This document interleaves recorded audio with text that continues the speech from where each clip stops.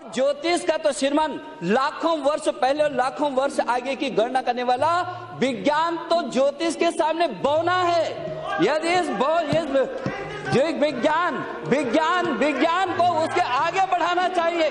और इसलिए मैं कहना चाहता हूं ये ज्योतिष विज्ञान सारी दुनिया के लिए नंबर 1 है श्रीमान, इस पे चर्चा होनी चाहिए। सुनामी आई, भुज में भूकंप आया, ज्योतिष ने तो नहीं बताया। अब बता सकता था, हमारे पास वो ज्योतिष था, क्योंकि आपने पढ़ा नहीं। हमारे पास बताया था। देखिए हमने आपने 100% बता सकता था, ठीक है, 100% बता सकता है। इसीलिए तो मैं कह रहा हूँ, मैं चुनौती के साथ कह रहा हूँ इस बात को।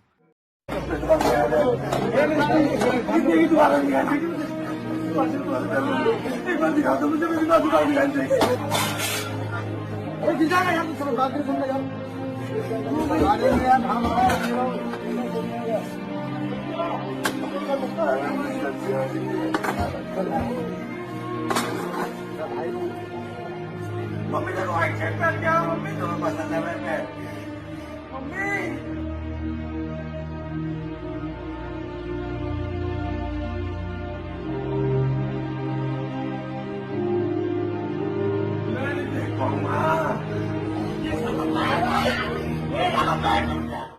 बहुत अभिभावकों के और छात्रों के लगातार हम पर दबाव रहा, साहब आप नीट की परीक्षा क्यों नहीं करा रहे हैं, आप जेईई की परीक्षा क्यों नहीं करा रहे हैं। अभिभावक इतना परेशान थे कि बच्चा कब तक पढ़ता रहेगा, क्या होगा आखिर, ये इसका तो कोई समय जो है होना चाहिए।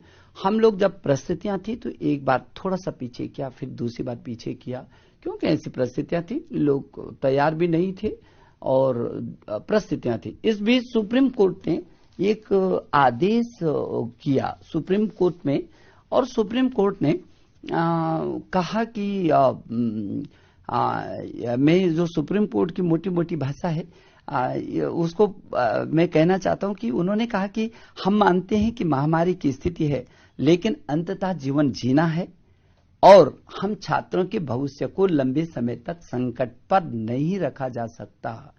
छात्रों के भविष्य को लंबे समय तक संकट पर नहीं रखा जा सकता और उनका पूर्ण अकादमिक वर्ष बर्बाद नहीं किया जा सकता। तो इधर छात्रों का दबाव की आखिर हमको हमारा एक वर्ष हमारा करियर का चौपट हो जाएगा, खत्म हो जाएगा, उधर अभिभावकों का भी।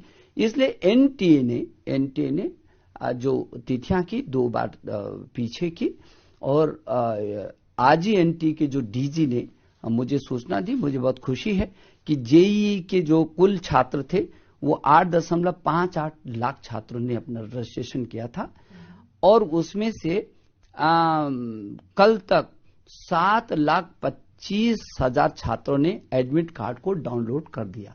यानी ये शिक्षा के लिए तैयार है, इस परीक्षा के लिए वो परीक्षा देने के लिए एडमिट कार्ड इसीलिए। और 85 और अभी तो 1 सितंबर से शुरू होना है, तो लगभग 85% तो छात्रों ने ये कर दिया। दूसरी बात कि उनके केंद्र बढ़ाए हैं उन्होंने।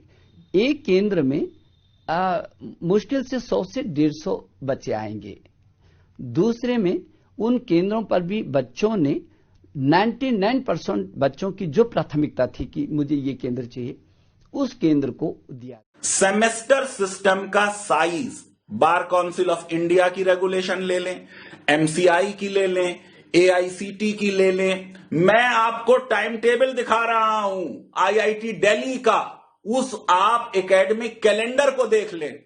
14 वीक से 16 वीक सेमेस्टर साइज होता है, फिर 2 हफ्ते एग्जाम के लिए होते हैं। अब अगर इसमें 2 वीक्स 3 वीक्स कम कर दिए जाएं, आसमान नहीं गिरने वाला है।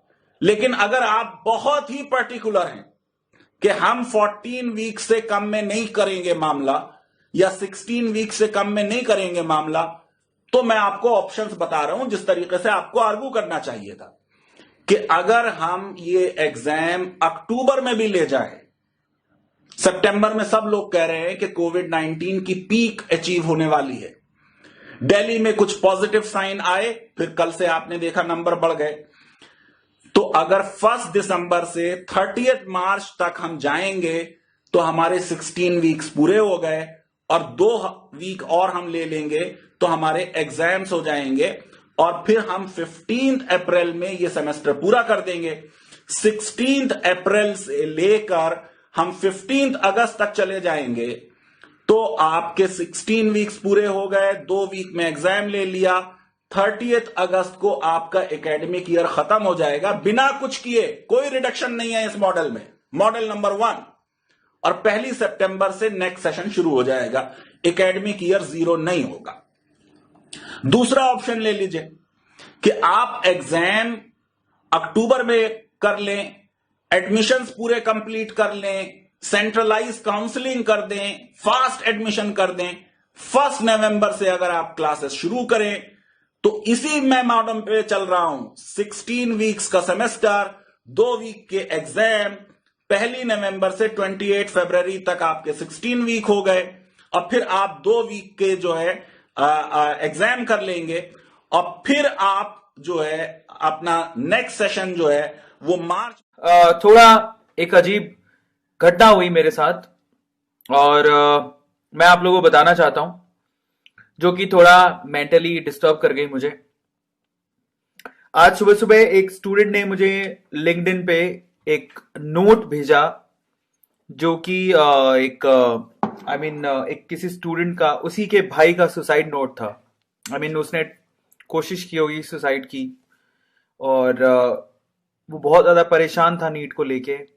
तो मुझे बहुत ऑकवर्ड लगा उसकी बात सुन के, मुझे बहुत दुख हुआ कि हमारी सरकार, हमारी गवर्नमेंट ये चीज़ देख क्यों नहीं पा रही है, MHRD ये चीज़ देख क्यों नहीं पा रही। और उसको मैंने शेयर भी किया था, एंड सुबह सुबह जब मैंने वो देखा तो मुझे बहुत दुख पहुंचा।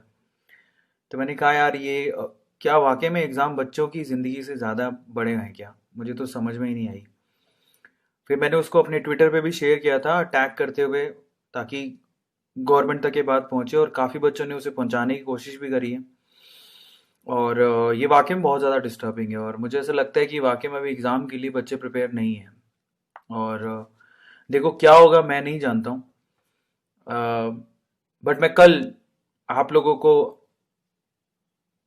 के सामने आऊँगा इस चीज़ को लेके वापस। मैं सोच रहा हूँ कि आप लोगों से बात की जाए, कैसे हालात हैं, जो कि हालात बिल्कुल भी ठीक नहीं है। बच्चे बहुत मेंटली डिस्टर्ब्ड हैं, और मुझे लगता है कि मुझे बच्चों का साथ देना चाहिए इस चीज़ में। मैं उन बच्चों से भी बिल्कुल सांत्वना रखता हूं जो एग्ज़ाम देना चाहते हैं, लेकिन मैं उनसे हाथ जोड़ के विनती करता हूं, बेटा किसी की ज़िंदगी से इम्पोर्टेंट नहीं है एग्ज़ाम। सो आप लोग साथ दो। देखो सबसे इम्पोर्टेंट चीज़ है कि देखो मैं सिर्फ आवाज़ बन पाऊंगा, मैं कितना साथ दे पाऊंगा मैं नहीं जानता हूँ, लेकिन स्टूडेंट्स को एक दूसरे का साथ देना चाहिए, और जिन्होंने पढ़ाई की है वो उनको भी देना चाहिए। उन बच्चों के लिए जिन्होंने पढ़ाई की है लेकिन वो अभी एग्ज़ाम के लिए प्रिपेयर नहीं है, मतलब एग्ज़ाम अभी उसी कंडीशन के लिए तैयार नहीं है, क्योंकि हर कोई अलग अलग सिटीज़ में रहता है। कहीं क्वारंटाइन है, कहीं कोरोना की सिचुएशन बहुत ख़राब है, कहीं ठीक है। तो ठीक वाले कह रहे हैं कि हम एग्ज़ाम दे लेंगे, लेकिन ख़राब वाले कह रहे हैं, फ्लड वाले कह रहे हैं एग्ज़ाम नहीं दे सकते। तो मेरी रिक्वेस्ट है सब